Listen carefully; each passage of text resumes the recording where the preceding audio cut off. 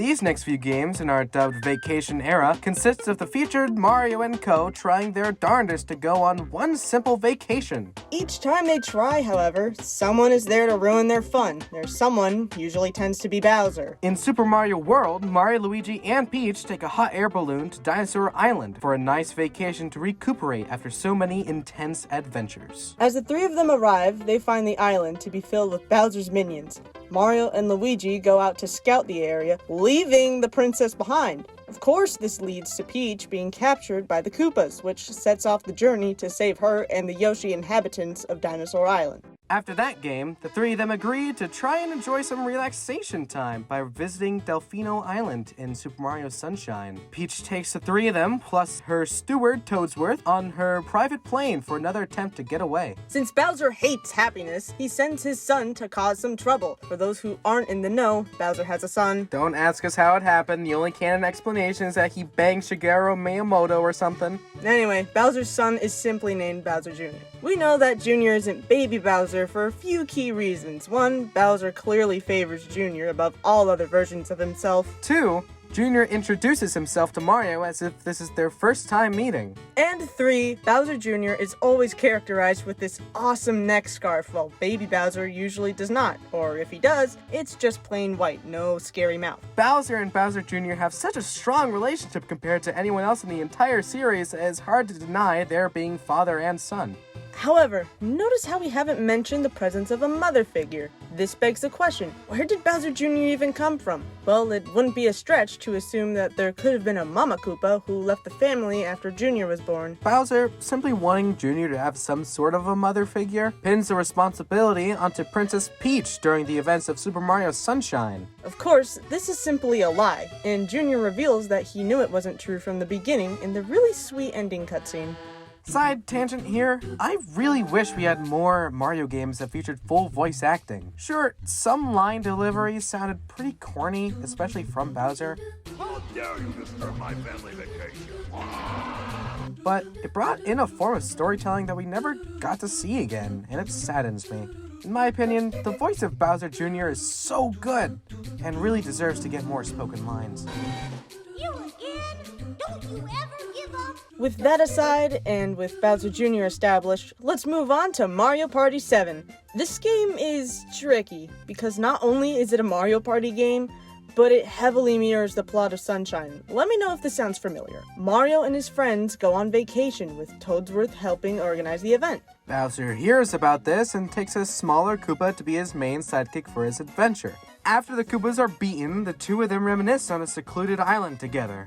Okay, so admittedly, this is not portrayed in this game as Bowser Jr., rather this character is a Koopa Kid. What is a Koopa Kid? Well, it is a line of mass-produced child versions of Bowser reused for the older Mario Party games. While I would find this pretty upsetting from a timeline perspective, Nintendo, more specifically ND Cube, has been retconning this character completely out of the series canon. Mario Party Superstars replaces every instance of the Koopa Kids with Bowser Jr. This fact allows us to put Mario Party 7 smack dab after Super Mario Sunshine with an easy conscience. Up next is the masterpiece Luigi's Mansion 3. Princess Peach, Mario, Luigi, some Toads, and the cute Polterpup from Luigi's Mansion Dark Moon go on a bus ride to some hotel just to get away from it all. Basically, they are tricked to stay by Helen Gravely, the hotel owner, who definitely has the hots for King Boo. Everyone, besides Luigi of course, gets sucked into paintings and must be saved. Egad is there, again, and gives Luigi his gooey clone. Anyway, the bad ghosts get beat, the bad hotel goes splat, and they all work together to rebuild it all.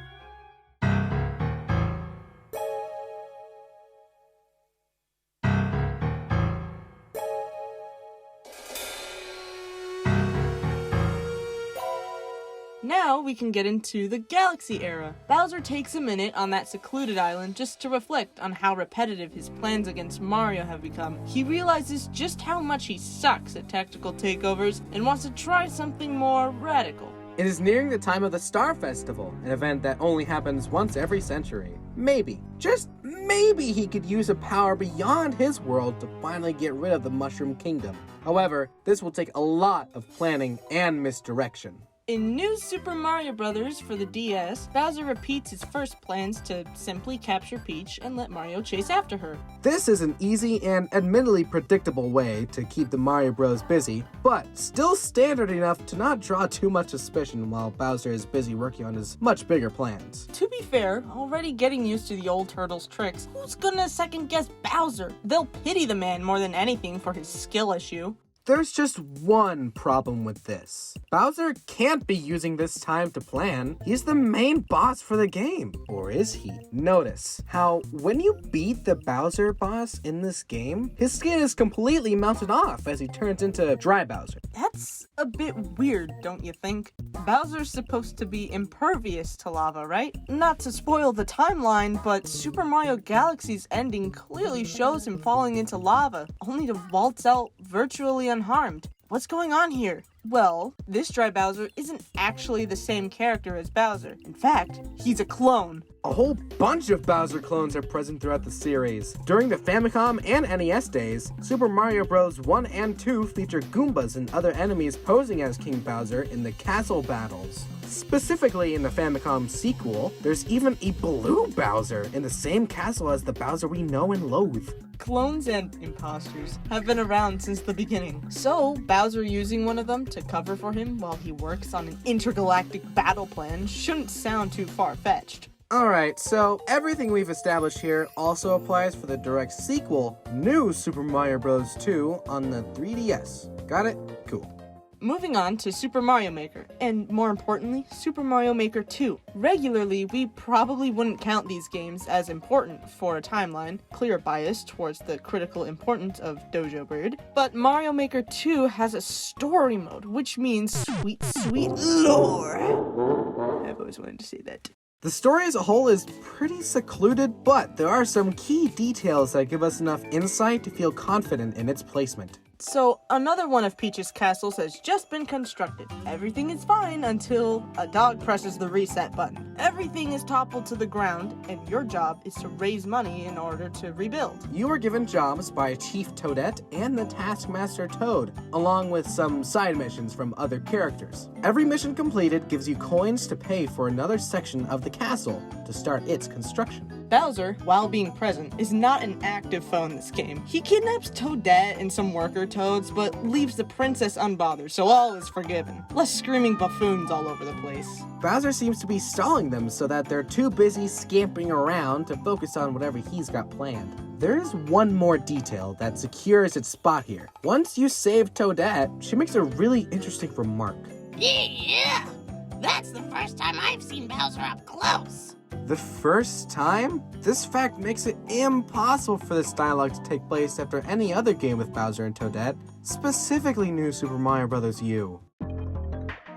Okay, so during the editing process, we realized that there was a massive oversight when ordering these games. Like we just said, Bowser and Toadette could not have met or interacted prior to Super Mario Maker 2. But if you remember, Toadette is in Mario Party 7. Our argument for 7 was that the presence of the Kid Koopas and the similarities it had with Sunshine's plot made it easy to plop 7 right after Sunshine. However, since Toadette is in that Mario Party game, it not only has to be after Super Mario Sunshine, but also after Super Mario Maker 2 as well. We won't touch on them in this video, but we believe that Mario Party 7 will have to be with the rest of the Mario Party series in the Peace era. Instead of Bowser and Koopa Kid, or Bowser Jr., reflecting on the Mario Party 7 island, they come up with their master plan at the ending cutscene to Super Mario Sunshine. That way, the narrative still works without messing up anything in the continuity.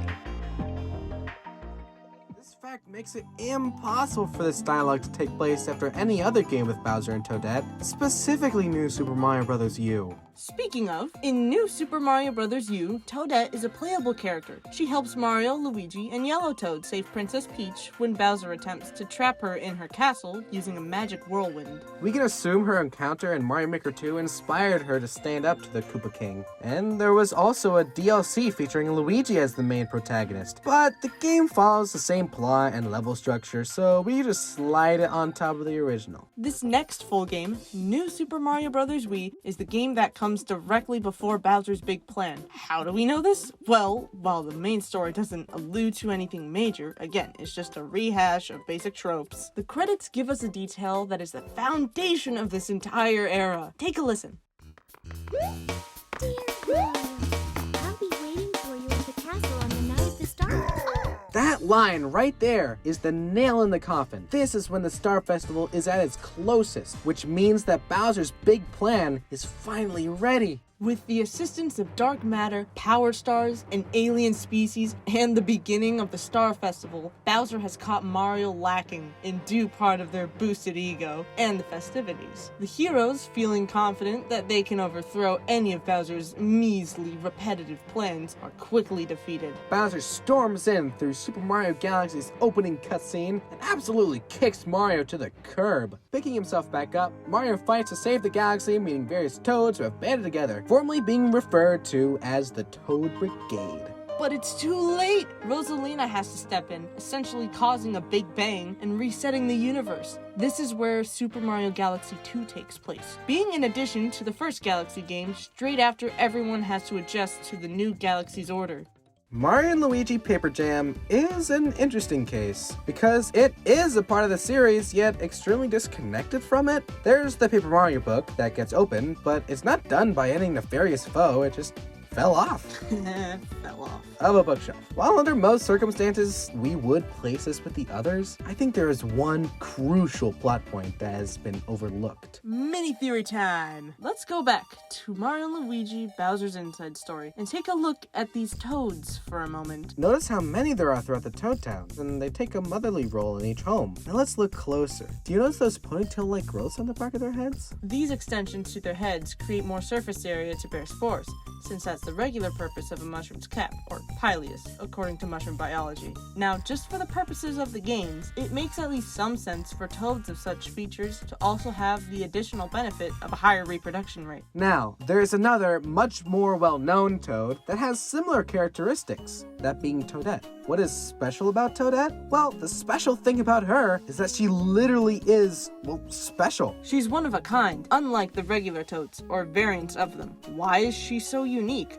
Well, it's our conclusion that she was artificially created as a super toad, if you will. Toadette not only has 6 additional growths, which heavily resemble pigtails, mind you, but she is also a part of the Toad Brigade. She is the only character who can disguise herself as Princess Peach. She writes music, and she has the intellect and authority to design the princess's various castles. This character is not normal one bit, and Toadette even acknowledges this herself in the story mode of Super Mario Maker 2.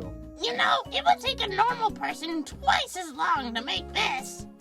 If we can say that she isn't naturally occurring, what does that mean for the other feminine toads? While there is no definitive proof, their sudden disappearance from the Mushroom Kingdom in Paper Jam suggests that something really dark went down. Professor Egad, by order of the Mushroom Kingdom perhaps, could have collected every toad with the ponytail mutation and fused them to create an ultimate creature, simultaneously destroying them and forming a new Super Toad!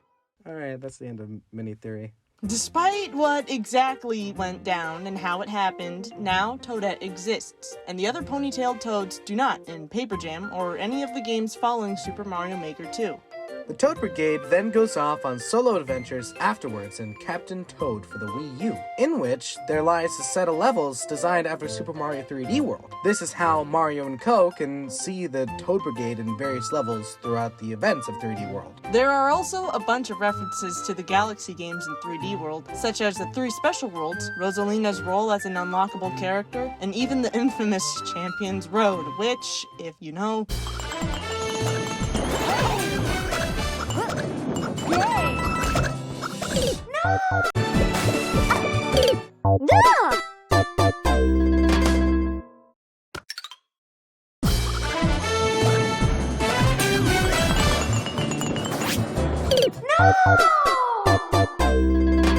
You know, thus solidifying its placement after the Galaxy games. The Nintendo Switch edition to this game, Bowser's Fury, highlights the payoff and possible close of Bowser's experiments. Utilizing the inky paint from Sunshine and Kamek's magic, Bowser is either brave enough or dumb enough to experiment on himself. However, things go completely haywire, scaring away his son, Bowser Jr., to seek help from the mustachioed menace of all people.